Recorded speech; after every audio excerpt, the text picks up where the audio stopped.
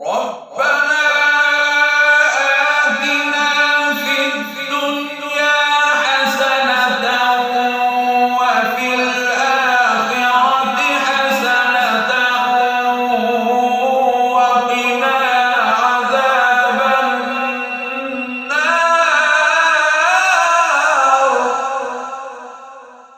میں دعوت سخن دے رہا ہوں اصح الکتب بعد کتاب اللہ کی کتاب کے بعد جو صحیح ترین کتاب ہے جسے ہم سب صحیح بخاری شریف کہتے ہیں، اسی کتاب کی آخری حدیث کا درس ارشاد فرمانے تشریف لا رہے ہیں استاد العلماء ولی کامل حضرت مولانا محمد ارشاد احمد صاحب، محتم و شیخ الحدیث جامعہ دارالعلوم کبیر والا.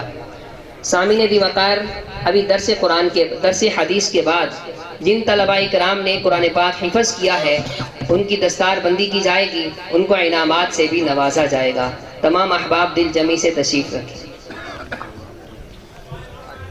اس کے بعد بھی پروگرام جاری رہے گا. مہمان نعت خوان حضرات تشریف فرما ہیں، بالخصوص اکاڑا سے تشریف لائے ہوئے محترم جناب ابو بکر آوان صاحب، اسی طرح بھائی عمر فاروق آوان صاحب بھی تشریف لانے والے ہیں.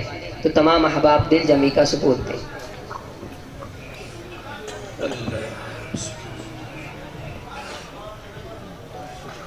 بسم اللہ الرحمن الرحیم.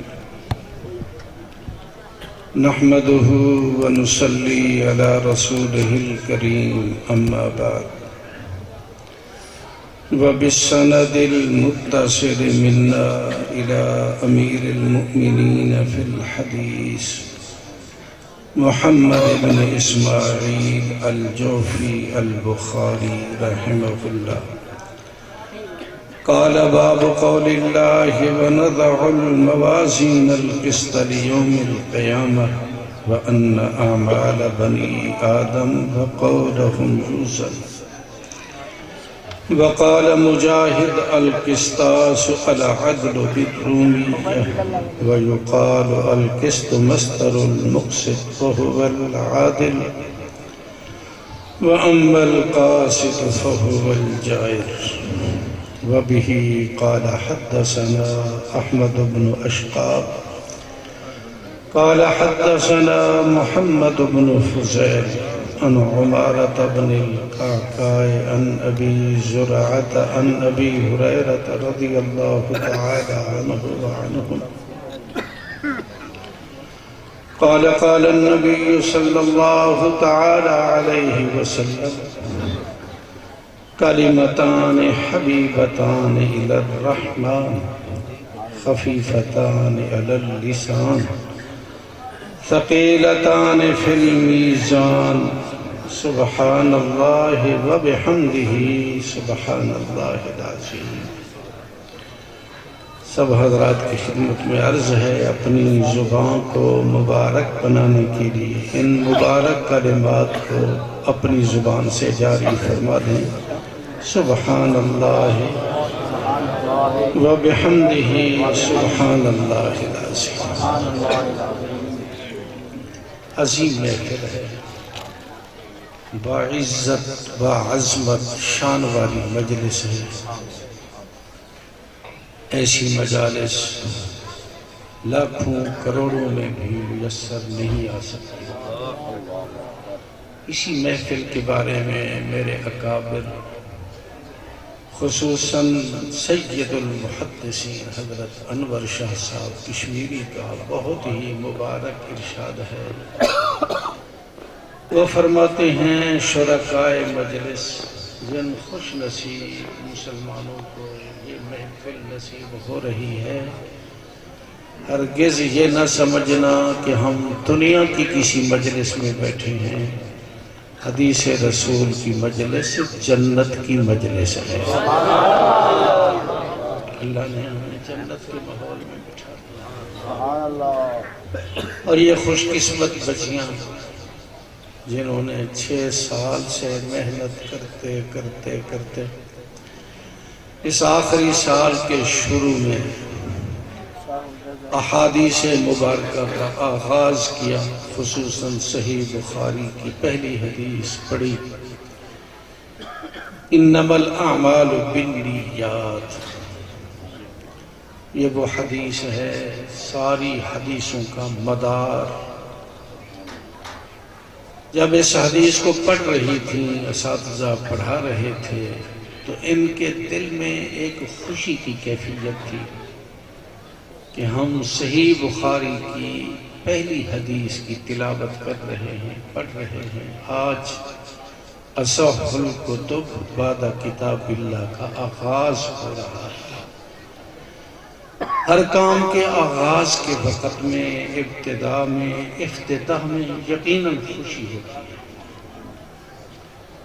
لیکن یہ خوشی جو آغاز کی خوشی ہے، ابتدا کی خوشی ہے، افتتاح کی خوشی ہے، یہ خوشی بنا بر امید کے ہوتی ہے۔ بچیوں کو بھی امید ہوتی ہے، معلمات کو بھی، معلمین کو بھی، مدرسے کی انتظامیہ کو بھی۔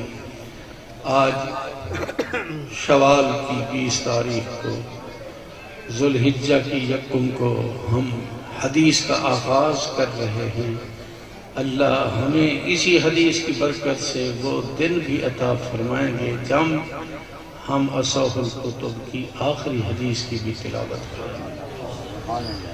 اس وقت کی خوشی امید کی خوشی، اور آج ہماری بیٹیوں کو جو فرحت نصیب ہو رہی ہے، انتظامیہ کو جو خوشی محسوس ہو رہی ہے، اور اتنی بڑی عظیم خوشی ہے کہ اس خوشی میں اپنے محبین کو بھی جمع کر دیا، اور حدیث سے محبت کرنے والوں کو بھی اکٹھا کر لیا۔ آج ہماری خوشی کا دن ہے، ہمیں آ کر مبارکباد پیش کرو۔ یہ خوشی حقیقت پر مبنی ہے۔ اسی دن کے لیے تو وہ امید کی خوشی تھی، اور آج حقیقی خوشی نصیب ہو رہی ہے۔ دنیا کا دستور بھی ہے، جب بھی کسی کام کا آغاز ہوتا ہے، آغاز کے موقع پر بھی خوشی۔ مثلا کوئی تاجر دکان کھولتا ہے، دوستوں کو بلاتا ہے، بزرگ کو بلاتا ہے، کوئی لڈو وغیرہ تقسیم کرتا ہے، دعا کرتا ہے، وہ خوشی ہوتی ہے پہلے دن کی، لیکن اس امید پر کہ میں دکان کھول رہا ہوں، چند سالوں کے بعد اللہ مجھے عثمان جیسا نفع عطا کرے گا۔ انسان باغیچہ لگاتا ہے، پودا لگاتا ہے، اس پودے کے وقت میں بھی خوشی ہوتی ہے، دوستوں کو بلاتا ہے، بزرگوں کو بلاتا ہے، میں یہ پودا لگا رہا ہوں، امید ہے انشاءاللہ یہ پودا مجھے پھل دے گا، میں کھاؤں گا، میری اولاد کھائے گی، مسلمان کھائیں گے۔ پودا لگانے کے وقت بھی خوشی۔ لطیفہ سین میں آ رہا ہے، حضرت تھانوی علیہ الرحمت نے عجیب لطیفہ ذکر فرمایا۔ ہارون رشید بادشاہ علم دوست بادشاہ تھا، بڑا وسیع علاقہ زیر اثر تھا۔ ایک دفعہ دارالخلافہ سے دیہات کی طرف رخ کیا، سینکڑوں ہزاروں میل دور دیہات میں چلا گیا، کچھ ارکان دولت بھی ساتھ تھے، وزیر خزانہ بھی، اور بھی بہت سے۔ تو دیکھا گرمی کا موسم ہے، ایک بوڑھا شخص کرتا اترا ہوا ہے، کھجور کا پودا ساتھ رکھا ہے، گڑھا کھود رہا ہے اسی پودے کو گاڑنے کے لیے۔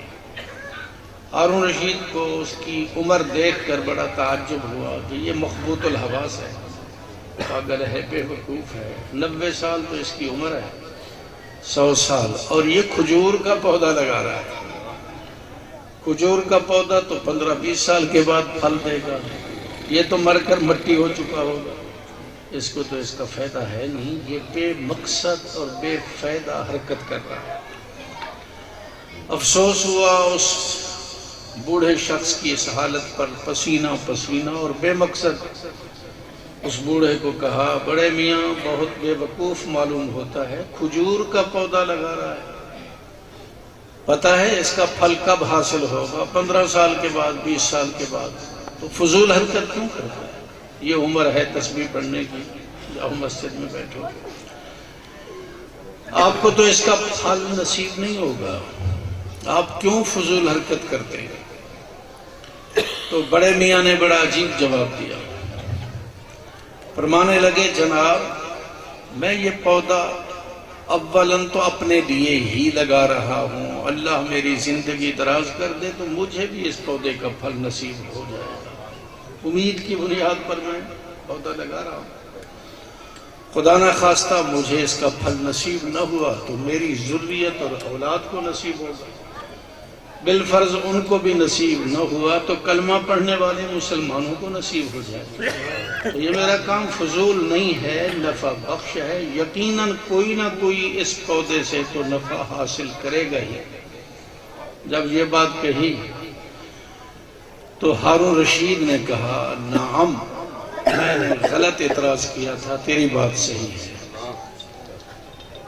اور اس کی عادت یہ تھی اگر کسی کی گفتگو کی بنیاد پر ان کے منہ سے کلمہ نکل جاتا نعم تو خزانچی کو حکم تھا جو نعم کہنے کا سبب بنے میرے خزانے میں سے 1000 اشرفی اس کی ہتھیلی پر رکھ دینا، تو خزانچی صاحب نے 1000 اشرفی نکالی سونے کی اور بڑے میاں کی ہتھیلی پر رکھ دی کہ تو نام کہنے کا سبب بنا، یہ تیرا انعام ہے۔ اس نے قبول کیا۔ ہارون رشید جانے لگا تو بڑے میاں نے کہا موٹے دماغ والے ذرا نیچے اترو گھوڑے سے، آپ ابھی بکواس کرتے تھے کہ تجھے اس پودے کا پھل نصیب نہیں ہوگا، ابھی میں نے پودا لگایا ہی نہیں، اللہ نے اس پودے کے بدلے میں 1000 اشرفی مجھے دے دی، ابھی پانی ہی نہیں لگایا۔ اللہ اکبر، چلو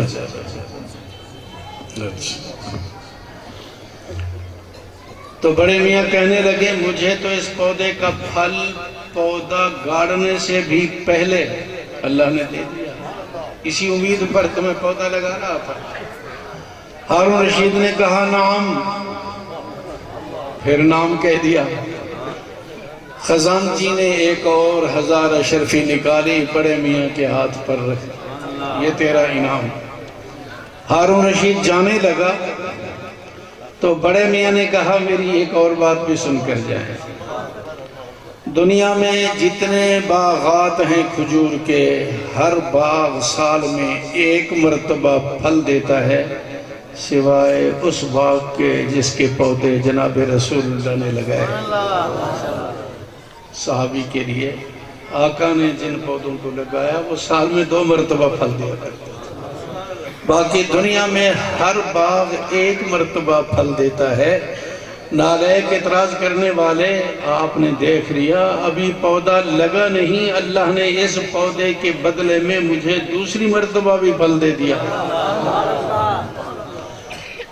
خزانچی نے ایک اور 1000 اشرفی نکالی اور 1000 اشرفی اس کی ہتھیلی پر رکھ کر ہارون رشید کے کان میں کہا خدا کے لیے نکلو یہاں سے ورنہ یہ بوڑھا تیرا سارا خزانہ خالی کر دے گا۔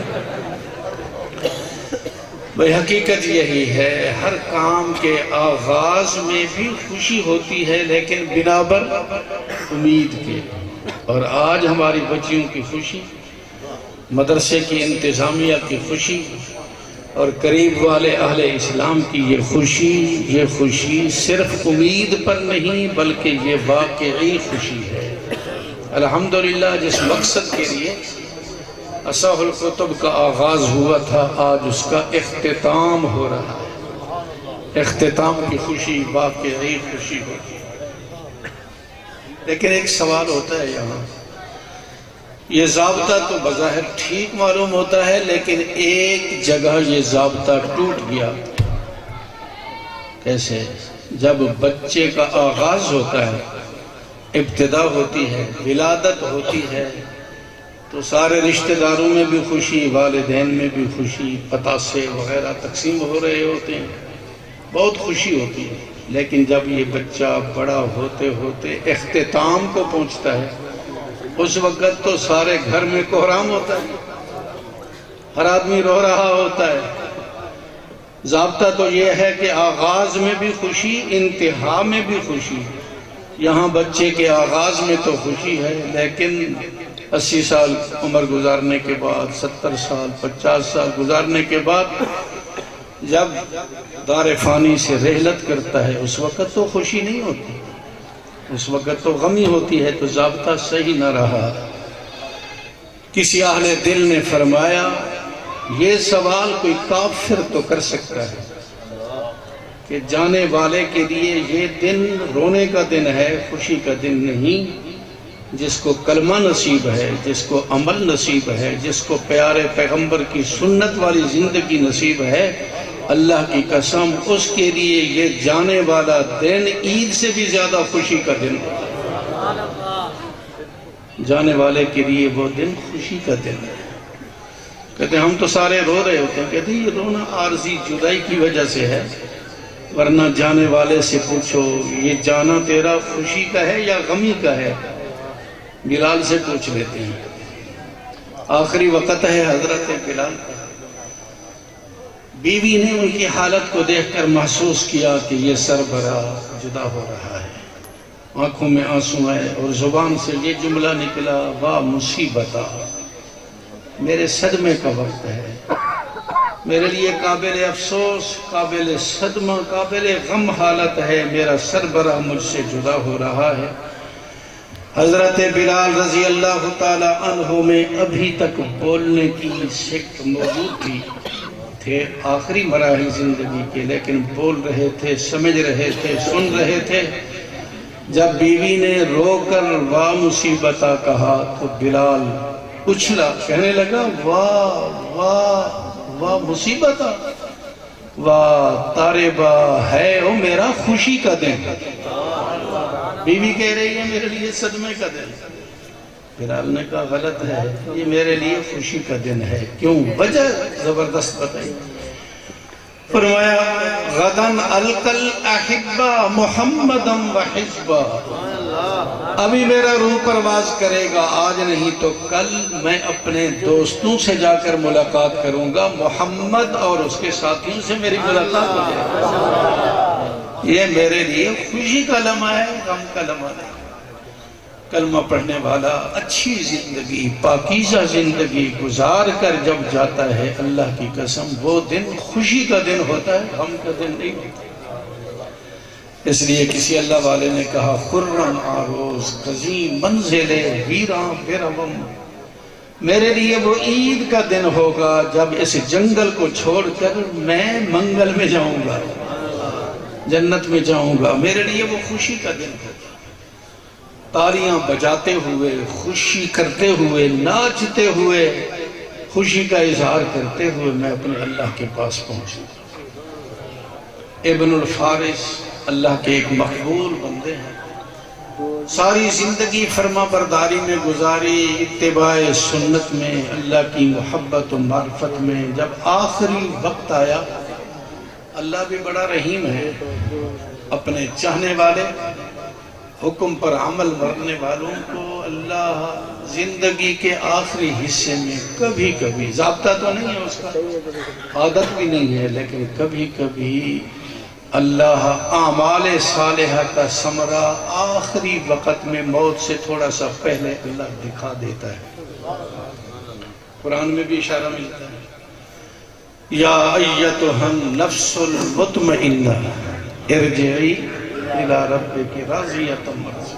آخری وقت میں روح کو ملائکہ خطاب کرتے ہیں، آخری لمحہ ہے زندگی کا، اور اس کو خطاب ہو رہا ہے اے پاکیزہ نفس، اللہ کے احکام پر پابندی سے زندگی گزارنے والا، اب ذرا اس جسم کو چھوڑ اپنے رب کی طرف جا، وہ تجھ سے راضی تو اس سے راضی۔ یہ آخری وقت میں پیغام ملتے ہیں۔ ابن الفارس کو بھی آخری وقت میں اللہ نے اپنی شان کے مطابق اس عاشق اور متبع سنت کو بدلا، دنیا میں دکھانا چاہا۔ جنت کی 8 بڑی بڑی دروازے ہیں، بڑے پھاٹک ہیں، حدیث میں ان کو ابواب کہا گیا، 8 بڑے بڑے دروازے۔ ان دروازوں سے مخصوص اعمال والے جائیں گے، جن کو نماز سے پیار ہے وہ باب الصلاۃ سے جنت میں جائے گا، جن کو صدقہ کرنے سے پیار ہے وہ باب الصدقہ سے جائے گا، جن کو روزہ سے پیار ہے باب الریان سے جائے گا، جو اپنی زندگی جہاد اسلامی میں گزار رہا ہے، کافروں کے خلاف لڑ کر اپنی جان دے رہا ہے، باب الجہاد سے جنت میں جائے گا۔ 8 بڑے بڑے دروازے اللہ نے 8 دروازے ان کے لیے سامنے کر دیے۔ یہ تیرے اعمال کا ٹھکانہ ہے۔ بات آ رہی ہے، شاید بھول نہ جائے، صدیق اکبر نے آقا سے سوال کیا، جنت کے بڑے بڑے دروازے ہیں 8، مقصد تو ہے جنت کا داخلہ مل جائے، چاہے روشن دان کے ذریعے سے ملے، کھڑکی کے ذریعے سے ملے۔ میں کبھی کبھی بے وقوفی کرتے ہوئے یہ کہتا ہوں، چھوٹا سا سوراخ نکل جائے، ہم بلی کی طرح جنت میں کسی طریقے سے چوہے کی طرح گھس جائیں، جنت میں داخلہ مل جائے۔ بلکہ یہ کہنا بھی جرات کی بات ہے، کیونکہ میرے اکابر کا نظریہ تو یہ ہے، تھانوی صاحب فرماتے ہیں میں نہیں دعا کر سکتا جنت کے درجات ملے، میرے پاس عمل تو ہے نہیں، کیسے دعا کرتا؟ میں صرف یہ دعا کرتا ہوں میرے اللہ اہل جنت کی جوتیوں میں جگہ مل جائے، اور یہ بھی اس لیے نہیں کہتا کہ اہل جنت کی جوتیوں میں جگہ میں بیٹھنے کے قابل ہوں، میں اس قابل بھی نہیں ہوں، لیکن اس لیے یہ درخواست کرتا ہوں اگر یہاں بھی جگہ نہ ملی تو پھر جہنم قابل برداشت نہیں۔ اکابر کا یہ ذوق ہے۔ اللہ اکبر۔ صدیق اکبر نے عجیب سوال کیا، اے اللہ کے رسول، مقصد تو ہے جنت کا داخلہ، لیکن خیال آتا ہے کیا آپ کی امت میں کوئی ایسا شخص ہے جس کو جنت کے ہر دروازے سے بلایا جائے؟ جناب آؤ، میرا دروازہ حاضر ہے، اور وہ فرشتہ دربان فخر محسوس کرے کہ اگر یہ شخص میرے والے دروازے سے آتا تو کیا ہی کہنا۔ کیا ایسا بھی کوئی شخص ہے؟ بخاری شریف کی روایت ہے، جناب رسول اللہ صلی اللہ علیہ وسلم نے فرمایا ارجو ان تکون منہم، صدیق مجھے امید ہے یہ آواز آپ کو لگے گی، صدیق یہ آواز آپ کو لگے گی، ہر دروازے سے پکار ہوگی صدیق میرے والے دروازے سے۔ بڑی شان ہے صدیق۔ ندیم صاحب بھی صدیق میں جھوم جھوم کر اشعار پڑھ رہے تھے، سبحان اللہ، بڑی شان ہے۔ ایک اور حدیث سامنے آ رہی ہے، آقا نے فرمایا خصال الخیر ثلاثۃ مئہ وستون خصلہ، 360 خصلتیں، عادتیں، اخلاق و اعمال ایسے ہیں اگر اللہ ان میں سے ایک خصلت بھی کسی کو دے دے تو اللہ اس ایک خصلت کی وجہ سے جنت کے دروازے اس کے لیے کھول دیں گے۔ 360 خصلت، ایک خصلت کسی کو مل جائے جنت کا مستحق۔ حضرت صدیق اکبر نے عرض کی یا رسول اللہ میرے اندر بھی ہے کوئی خصلت، ایک خصلت، تاکہ میں بھی اس حدیث کی بنیاد پر اپنے آپ کو امیدوار بنا دوں۔ 360 خصلتوں میں سے کوئی خصلت آپ میرے اندر محسوس فرماتے ہیں؟ آقا مسکرائے، حدیث پاک میں انداز ہے، فرمایا ہنیئا لک یا ابا بکر کلھا فیک۔ صدیق تو ایک خصلت کا سوال کرتا ہے، اللہ نے 360 خصلتیں ساری کی ساری تیرے اندر جمع کر۔ کیسی شان سے پھر جائے گا، ہر دروازے سے دربان آواز دے رہا ہے میرے والے دروازے سے۔ تو حضرت ابن الفارس مرنے لگے، اللہ نے 8 دروازے کھول دیے، لو یہ تیرے اعمال صالحہ اعمال مسنونہ کا بدلہ ہے، بس روح ابھی جسم سے نکلے گی ادھر ہی۔ ابن الفارس نے نخرہ کیا، کبھی کبھی اللہ سے جب کسی ولی کو بہت زیادہ محبت ہوتی ہے اور محبت جانے پین سے ہو جاتی ہے، اللہ کو ولی سے، ولی کو اللہ سے، یہ محب بھی بن جاتا ہے اور محبوب خدا بھی بن جاتا ہے۔ ابن الفارس کا یہ مقام تھا۔ اللہ دروازے دکھا رہے ہیں جنت کے بڑے بڑے دروازے. ابن الفارس نے کیا کیا؟ اپنی دونوں آنکھیں بند کر دی. حضرت ابن الفارس اللہ کے ولی نے دونوں آنکھیں